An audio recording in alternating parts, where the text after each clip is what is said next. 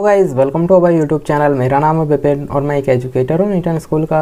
और आज के इस वीडियो में हम पढ़ने वाले हैं मीडिया क्वेरीज़ के बारे में। और मीडिया क्वेरीज़ एक बहुत ही इंपॉर्टेंट टॉपिक होता है सीएसएस में, और इसकी हेल्प से हम अपनी रिस्पॉन्सिव वेबसाइट्स क्रिएट कर पाते हैं। तो आज हम इसी के बारे में देखने वाले हैं। तो अभी तक आपने अगर हमारे चैनल को सब्सक्राइब नहीं किया तो चैनल को सब्सक्राइब कर दें और अपने फ्रेंड्स के साथ भी ये वीडियो शेयर करें, जिसकी हेल्प से क्या है वो भी ये सारी चीज़ें सीख पाएंगे। तो जैसा कि जो भी हम अपनी कोडिंग करने वाले हैं वो अपनी न्यूटन स्कूल की आईडी पर करेंगे। सो बेसिकली न्यूटन स्कूल क्या है? न्यूटन स्कूल एक ऑनलाइन लर्निंग प्लेटफॉर्म है जहां आप इनके फुल स्टैक डेवलपमेंट कोर्सेज में इनरोल करके अपनी ड्रीम जॉब प्लेसमेंट पा सकते हैं। And the best part is that आपको यहाँ प्लेसमेंट लगने तक कोई फ़ी नहीं देनी है। आपको यहाँ पर live classes, industry projects, mock interviews and personal mentoring जैसे काफ़ी बेनिफिट्स मिलेंगे। So check out the link in the description to skyrocket your coding career with Newton School। तो चलिए शुरू करते हैं अपने वीडियो के बारे में। तो उसके लिए मैं यहाँ से लॉगिन कर लूँगा, और अभी तक आपने अगर अपना अकाउंट क्रिएट नहीं किया है तो आप यहाँ से साइन अप कर सकते हैं। तो मैं यहाँ से लॉगिन कर लूँगा, और उसके बाद में आपको आना है यहाँ प्लेग्राउंड वाले ऑप्शन में। फिर आपको आना है यहाँ मार्कअप प्लेग्राउंड में, और यहाँ के एक अपना प्लेग्राउंड क्रिएट कर लेना है। तो यहाँ पर मैं कर लेता हूँ मीडिया क्वेरीज़,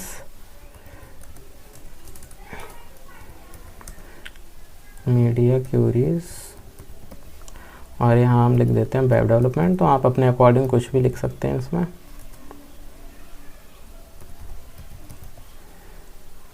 तो हमने यहाँ पे एक अपना प्लेग्राउंड क्रिएट कर लिया। अब हमारी जो न्यूटन स्कूल की आईडी है वो ओपन हो गई है। तो यहाँ हम कुछ बेसिक टैग्स जो हमारी HTML की होती है वो हम यहाँ ऐड कर लेते हैं। तो हम यहाँ लिख देते हैं HTML, और इसके बाद में हमें यहाँ जैसा कि हेड टैग लगानी होती है हमें, तो हम हेड टैग लगा देते हैं यहाँ पे। और फिर हम यहाँ पे एक टाइटल और बना लेते हैं, टाइटल टैग लगा लेते हैं, और यहाँ पे हम लिख देते हैं इसमें मीडिया क्वेरीज़। तो अब क्या करेंगे, हमें अपनी बॉडी टैग बनाते हैं, क्योंकि जो भी हम अपने कंटेंट लिखने वाले होते हैं अपनी वेबसाइट में, वो सारा कंटेंट हमारा बॉडी टैग के अंदर ही आता है। उसके बाहर अगर हम कुछ भी लिखते हैं तो वो हमें विजिबल नहीं होता है। तो अब क्या करेंगे, हम यहाँ पे एक कंटेनर बना लेते हैं, और उसकी हेल्प से हम देखेंगे कि रिस्पॉन्सिव वेबसाइट्स हम कैसे क्रिएट कर पाते हैं। तो अभी आपको नहीं पता अगर रिस्पॉन्सिव वेबसाइट्स क्या होती हैं, तो सपोज़ आप कोई भी वेबसाइट है वो क्या है, आप फ़ोन में भी ओपन करते होंगे, या अपने कंप्यूटर में भी ओपन करते होंगे, या आप टैबलेट में भी ओपन करते होंगे। तो उसमें क्या है, अगर वो वेबसाइट को हम किसी भी वेबसाइट को अगर हम रिस्पॉन्सिव नहीं बनाएंगे, तो अगर हम उनको क्या है अलग अलग डिवाइसेस में यूज़ करेंगे, तो वो उस तरह से क्या है अच्छे तरह से हमें विजिबल नहीं होंगी। क्योंकि जो हमारी वेबसाइट है, अगर हम सपोज़ हमने उसे क्या है कंप्यूटर के लिए हमने क्रिएट किया, तो अगर हम उसे फ़ोन में ओपन करेंगे तो हमारा जो टेक्स्ट है बहुत ही छोटा हमको दिख सकता है, या हमें उसे क्या है जूम करके देखना पड़ सकता है। तो ये सारी चीज़ों से बचने के लिए क्या करते हैं, हम अपने जो रिस्पॉन्सिव वेबसाइट्स होते हैं वो क्रिएट करते हैं। और इसकी हेल्प से क्या है, हम किसी भी डिवाइस में अगर वो हम अपनी वेबसाइट है उसको ओपन करते हैं, तो बहुत ही प्रॉपरली जो हमारा कंटेंट होता है वो सारी डिवाइसेस में हमें विजिबल हो पाता है। तो सपोज़ जैसे मैंने यहाँ पे एक अपनी पोर्टफोलियो वेबसाइट बना रखी है, तो मैंने इसको रिस्पॉन्सिव बनाया है। ये एक मैं प्रोजेक्ट बना रहा हूँ अभी। तो अगर हम इसको देखें तो सपोज़ मैं अभी यहाँ पे मैंने इंस्पेक्ट करके अब मैं आपको यहाँ पे दिखाता हूँ ये किस तरह से हमारा जो रिस्पॉन्सिव वेबसाइट होती है वो वर्क करती है। तो सपोज़ ये हमारी क्या है, ये हो गई हमारी जो हमारा कंप्यूटर होता है ये उसकी डिस्प्ले हो गई। अब मैं इसको जैसे जैसे इसको छोटा करता रहूँगा तो फिर ये क्या है हमारा जो जब जैसे यहाँ पे जो आ रहा था, ये हमने नैप बार मैंने यहाँ पे ये बनाया है। अब मैं इसको अगर जैसे ही इसकी जो ब्रेथ है वो छोटी हुई तो क्या हुआ, जो हमारा नैप बार था वो यहाँ पे क्या है हाइड हो गया, और ये यहाँ पे ये बटन आ गया। तो इसके हेल्प से हम क्या है यहाँ पे ये कर पा रहे हैं, और जो हमारा टेक्स्ट है वो भी हमारा यहाँ पे प्रॉपरली विजिबल हो पा रहा है। तो ये हम किसके हेल्प से कर पाते हैं, ये सारी चीज़ें हम मीडिया क्वेरीज़ की हेल्प से बहुत ही आसानी से कर पाते हैं। तो इसीलिए मीडिया क्वेरीज़ को पढ़ना बहुत ही ज़रूरी होता है, क्योंकि जिसकी हेल्प से हम आजकल अगर हम कोई भी वेबसाइट बना रहे हैं तो उसे हमें रिस्पॉन्सिव बनाना ही पड़ता है, क्योंकि आजकल जो यूज़र्स हैं वो अलग अलग डिवाइसेस का यूज़ करते हैं। तो उसके लिए हम आज देखने वाले हैं। तो सबसे पहले मैं यहाँ पे क्या करता हूँ, एक कंटेनर बना लेता हूँ। तो इसका नेम हम दे देते हैं डिव कंटेनर, और इसके अंदर हम कुछ बॉक्सेस बनाएंगे, और उन बॉक्सेस में हम देखेंगे कि अगर हम जो हमारा साइज़ है हमारी डिस्प्ले का, अगर हम उसको मतलब चेंज करते हैं तो हमारे जो बॉक्सेस हैं वो किस तरह से हमको रिस्पॉन्स करेंगे। तो उसके लिए हम यहाँ पे बना लेते हैं क्लास, इसको दे देते हैं और यहाँ पे हम दे देते हैं बॉक्स, और यहाँ पे हम आईडी दे देते हैं सपोज़ box1, और इसी तरह से हम यहाँ पे 4-5 बॉक्सेस हम यहाँ पे क्रिएट कर लेते हैं। तो यहाँ पे हम क्रिएट कर लेते हैं और इनकी आईडी है वो चेंज कर देते हैं, क्योंकि जो भी हमारी आईडी होती है किसी भी एलिमेंट की वो उसके होनी चाहिए, यूनिक होनी चाहिए। तो हमने यहाँ पे आईडी दे दी, और सपोज़ ये हम कर लेते हैं यहाँ पर मोबाइल के लिए, और यहाँ पे हम ये कर लेते हैं अपने टैबलेट के लिए, और इसके बाद हम यहाँ पे इसको कर लेते हैं कंप्यूटर के लिए, और फिर हम कर लेते हैं जो हमारे वाइड मॉनिटर्स होते हैं उनके लिए यहाँ पे हम क्रिएट कर लेते हैं। तो अब इस क्या करेंगे, हम यहाँ पे कुछ इसमें CSS ऐड कर लेते हैं। तो उसके लिए हम सबसे पहले हम अपना जो कंटेनर है उसको हम क्या कर लेते हैं, एक फ्लैक्स बॉक्स बना लेते हैं। तो डिस्प्ले फ्लैक्स हम यहाँ पे करेंगे, डिस्प्ले हम यहाँ पे कर देते हैं फ्लैक्स, तो हमारे ये क्या बन जाएंगे, हमारे फ्लैक्स बॉक्स बन जाएंगे। और इसके बाद हम यहाँ पे क्या करने वाले हैं, जो हमारे बॉक्सेस हैं, हमारे जो बॉक्स है जिसको हम सिलेक्ट करते हैं, और यहाँ पे हम कुछ इसमें बॉर्डर ऐड करेंगे, और यहाँ पे हम इसकी ब्रेथ कर देते हैं, सपोज़ ब्रेथ कर देते हैं हम यहाँ पे 300 पिक्सल कर देते हैं, और इसका हाइट कर देते हैं हम 100 पिक्सल, और इसमें क्या कर देते हैं, हम बॉर्डर लगा लेते हैं, बॉर्डर 2 पिक्सल सॉलिड, और यहाँ पे हम कर देते हैं ब्लैक। तो हमने यहाँ पे क्या किया है, हमने ये 4 बॉक्स हमने यहाँ पे क्रिएट किए हैं, और इसमें हमने हाइट ब्रेथ और बॉर्डर हमने यहाँ पे लगा लिया है। हम इसमें मार्जिन भी दे देते हैं, सपोज़ मार्जिन दे देते हैं हम हल्का सा मार्जिन 5 पिक्सल का मार्जिन दे देते हैं।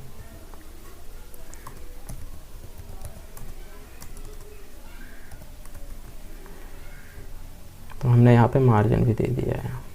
तो अब हम क्या करेंगे, जैसे कि अभी हम जब इसको इसके जो साइज़ है उसको हम छोटा कर रहे हैं, तो हमारे जो बॉक्सेस हैं वो श्रिंक होते जा रहे हैं। तो इसको हम क्या करना चाहते हैं, जैसे अगर हमारी जो डिस्प्ले है वो हमारी अगर डिस्प्ले जो छोटी हो रही है, तो हम चाहते हैं कि जो हमारे बॉक्स है वो क्या है, हमारे जो कॉलम साइड में है, मतलब जब जैसे ही हमारी जो साइज़ है डिस्प्ले का वो जैसे ही छोटा हो, तो हमारे जो बॉक्सेज हैं वो रो में ना आकर क्या है, कॉलम में आने लगे। तो उसके लिए हम क्या करेंगे, यहाँ पे सबसे पहले हम लगाते हैं मीडिया क्यूरीज, तो अंडर ये लगाते हैं @ और यहाँ पे हम लिख देते हैं मीडिया। फिर उसके बाद में हमें जो प्रॉपर्टीज़ यहाँ पे देनी होती हैं, मतलब जैसे कि ब्रेथ हो गए, तो हम यहाँ पे सपोज़ दे देते हैं मिनिमम, यहाँ पे हम दे देते हैं मैक्सिमम ब्रेथ, और यहाँ पे हम कर देते हैं सपोज़ यहाँ पे मैं कर देता हूँ 400 पिक्सल। तो जैसे ही यहाँ पे मैं 400 पिक्सल की ब्रेथ, यहाँ पे मैक्सिमम ब्रेथ यहाँ तक रहेगी। फिर यहाँ पे क्या है, जो हम यहाँ पे प्रॉपर्टीज़ अप्लाई करने वाले हैं वो ये प्रॉपर्टीज़ यहाँ पे अप्लाई होंगी, मतलब 400 से कम वाली ब्रेथ पे ये प्रॉपर्टीज़ सारी अप्लाई होने वाली हैं। तो यहाँ पे हम कर देते हैं डिस्प्ले डायरेक्शन कर देता हूँ मैं, सॉरी फ्लैक्स डायरेक्शन मैं यहाँ कर देता हूँ अगर कॉलम,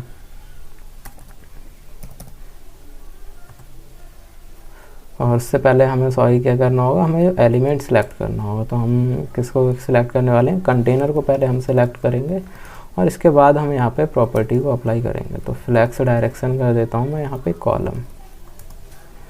तो क्या होगा यहाँ पे, अब जैसे ही हम जो हमारी ब्रेथ है वो 400 से जैसे ही कम होगी, तो हमारे जो बॉक्स हैं वो क्या आने लगेंगे, हमारे कॉलम में आने लगेंगे। तो यहाँ पे जैसा कि आप देख रहे होंगे, जो हमारे बॉक्स हैं यहाँ पे ये कॉलम में आने लगे हैं।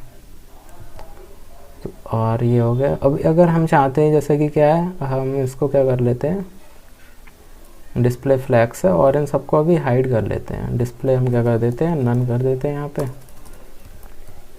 डिस्प्ले नन कर देते हैं।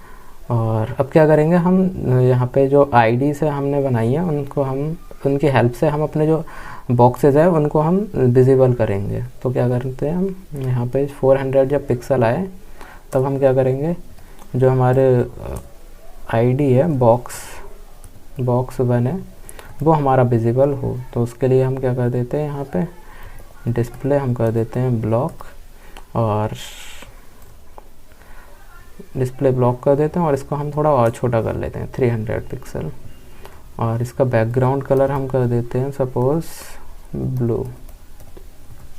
जैसे ही हम क्या करेंगे यहाँ पे इसको जैसे ही हमारी जो ब्रेथ है वो 300 पिक्सल से कम होगी, तब हमारी क्या हो जाएगा, जो हमारे मोबाइल वाला बॉक्स है वो हमारा विजिबल होने लगेगा। तो जैसे ये आपने देखा यहाँ पे, जैसे ही हमारी जो ब्रेथ थी वो 300 पिक्सल से कम हुई, तो हमारा जो मोबाइल वाला बॉक्स था वो यहाँ पे हमारा विजिबल हो गया है। और उसके बाद में हमारा क्या है, हम जैसे ही हम इसके मैक्सिमम हो रही है, मतलब 300 से ज़्यादा हमारी ब्रेथ हो रही है, तब क्या हो जा रहा है, ये गायब हो जा रहा है। तो इसको हम यहाँ पे मैक्सिमम और मिनिमम भी ऐड यहाँ पे कर सकते हैं। तो यहाँ पे मिनिमम में मैं सपोज़ कर देता हूँ, मिनिमम ब्रेथ हम यहाँ पे अगर ऐड कर देते हैं तो मिनिमम सपोज़ मैं यहाँ पे कर देता हूँ 100 पिक्सल। तो मिनिमम 100 पिक्सल तक यहाँ पे रहने वाले हैं ये बॉक्स, और एंड यहाँ पे हम लगा देते हैं।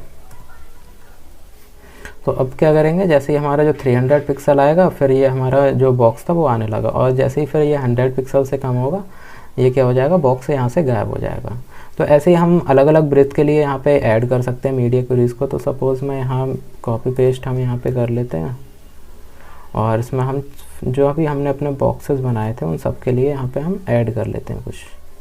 तो ये हमारा क्या हो गया, 100 से 300 के बीच में तो हमारे जो मोबाइल वाला बॉक्स है वो विजिबल हो रहा है। फिर हम यहाँ पे क्या करते हैं, मिनिमम ब्रेथ यहाँ पे सपोज़ कर देते हैं 300 पिक्सल, और यहाँ मैक्सिमम कर देते हैं सपोज़ यहाँ हम कर देते हैं 700 पिक्सल। तो यहाँ पे हम क्या कर देते हैं, बॉक्स सेकंड वाला बॉक्स है वो हमारा क्या है, टैबलेट के लिए विजिबल हो रहा है, तो हम यहाँ पे 700 तक कर रहे हैं। फिर उसके बाद में हम 700 से 1000 तक हम क्या कर लेते हैं, जो हमारा कंप्यूटर वाला बॉक्स है वो डिस्प्ले हो। फिर हम क्या करेंगे, जो हमारा यहाँ पे हम इसको बॉक्स 3 कर देते हैं, और इसके बाद में हम कर देते हैं यहाँ 1000 से लेके मिनिमम ब्रेथ हम 1000 कर देते हैं, और मैक्सिमम यहाँ से हम हटा देते हैं, और इसको हम कर देते हैं बॉक्स 4। और इसके हम जो ब्रेथ है वो भी हम इसमें क्या है, डायनेमिकली ऐड कर देते हैं। सपोज़ इसके हम कर देते हैं ब्रेथ कर देते हैं यहाँ पे 80%, और ऐसे ही हम सारे बॉक्सेस में इसको ऐड कर लेते हैं। तो क्या होगा, जो ब्रेथ है उसके अकॉर्डिंग, जो हमारे डिवाइस की ब्रेथ होगी उसके अकॉर्डिंग इसकी ब्रेथ क्या हो जाएगी, चेंज हो जाएगी।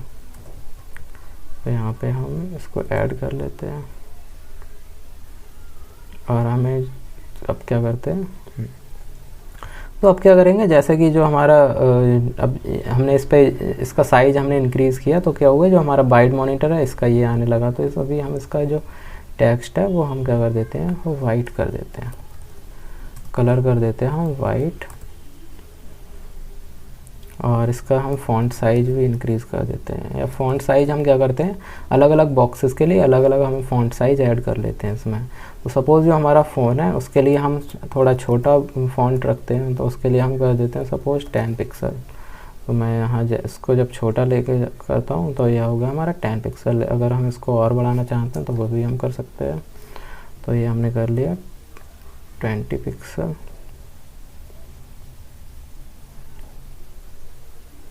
फ़ॉन्ट साइज करना हो गया।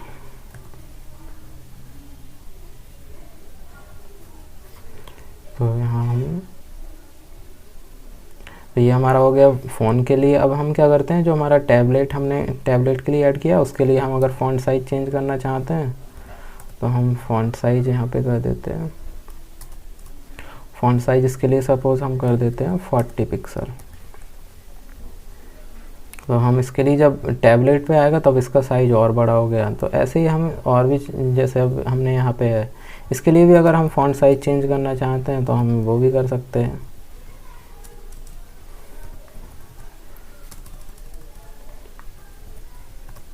फ़ॉन्ट साइज और ये इसको बार बार आ जा रहा है, तो इसको हम कर देते हैं 50 पिक्सल।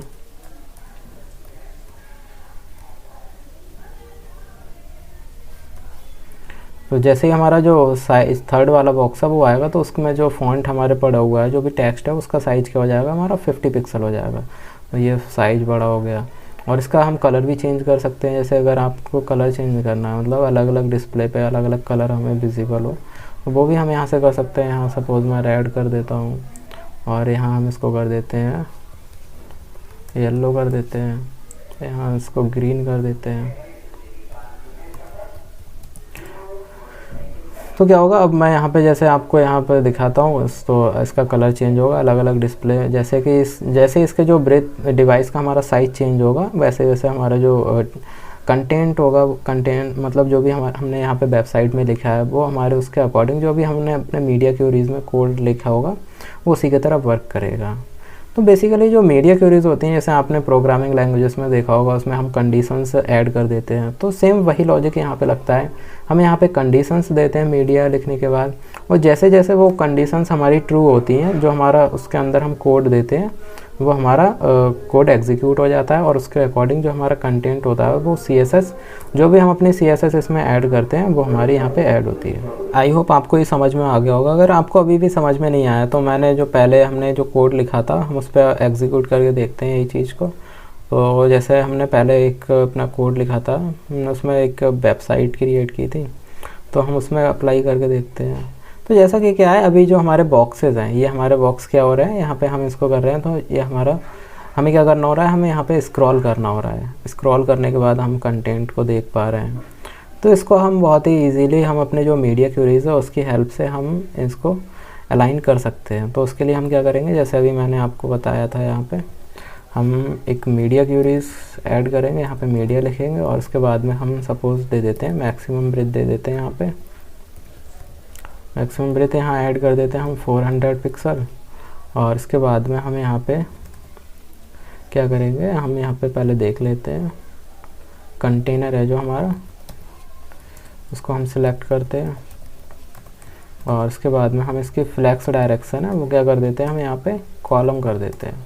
तो अब हमने इसकी जैसे ही जो 400 से कम जाएगी इसकी ब्रेथ, तो वैसे ही क्या होगा, जो हमारे बॉक्सेस हैं वो रो में आने लगेंगे। तो यहाँ पे जो जैसे ये 400 से, इसको हम और भी कम कर लेते हैं थोड़ा, इसको हम कर देते हैं 500 कर देते हैं। तो जैसे ये 500 से कम होगा तो वैसे ही क्या होगा, जो हमारे यहाँ पे बॉक्सेस हैं वो क्या हो जाएंगे, हमारे वो कॉलम फॉर्म में आने लगेंगे, ये कॉलम में आने लगे। और जैसे ऐसे ही हमारा जो नैप बार है बना हुआ है, अगर हम इसको और छोटा करते हैं तो क्या हो रहा है, ये हमारे नैप बार है ये मतलब हमें क्लियरली विजिबल नहीं हो रहा है। तो इसमें भी हम इसी को ऐड कर सकते हैं। जैसे अब क्या करेंगे, हम नैप बार जो हमारा है उसमें हम अपने जो UL है उसको हम सिलेक्ट करते हैं। इसमें भी हम क्या कर देते हैं, डिस्प्ले फ्लैक्स डायरेक्शन, सॉरी क्या कर देते हैं हम, फ्लैक्स डायरेक्शन हम कर देते हैं यहाँ भी कॉलम। और जब हम इसमें फ्लैक्स डायरेक्शन कॉलम कर देंगे तब क्या होगा, जो हमारे यहाँ पे जो मेनू बनी हुई है वो क्या हो जाएगी, हमारी यहाँ पे कॉलम फॉर्म में आने लगेगी। और इसको हम एक अपना बटन ऐड करके, जैसे अभी मैंने आपको दिखाया था उस तक अपनी जो पोर्टफोलियो वेबसाइट थी उसमें हम यहाँ पे एक बटन ऐड कर सकते हैं वो जावास्क्रिप्ट की हेल्प से। और फिर उसके बाद जब हम उस पर क्लिक करेंगे तब क्या होगा, जो हमारा यहाँ पे कंटेंट है वो शो होने लगेगा। या और जब हम इसको क्या करेंगे, जब हम उस पर क्लिक करेंगे तभी हमारा क्या है वो विजिबल होने लगेगा। तो हम इसको हम हाइड भी कर सकते हैं यहाँ पे। तो इसके लिए क्या करते हैं, हम यहाँ पे करते हैं और डिस्प्ले हम कर देते हैं यहाँ पे अगर नन, तो डिस्प्ले हम नन करेंगे तब क्या होगा, ये हमारे यहाँ से नैप बार था वो चला जाएगा। और जब हम इसको बड़ा करेंगे तो वो हमारा नैप बार फिर से आ जाएगा। तो आप और भी इसमें ऐड और भी चीज़ें आप इसमें करके देख सकते हैं, जैसे कि क्या है फ़ॉन्ट साइज़ किस तरीके से हमें इंक्रीज़ डिक्रीज़ करना है, और हम क्या क्या चीज़ें और हम कर सकते हैं वो आप खुद से भी यहाँ पे ट्राई करके देखें।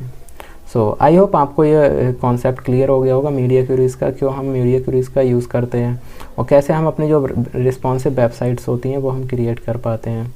तो वीडियो अच्छी लगी हो तो लाइक कर देना और अपने फ्रेंड्स के साथ शेयर करना।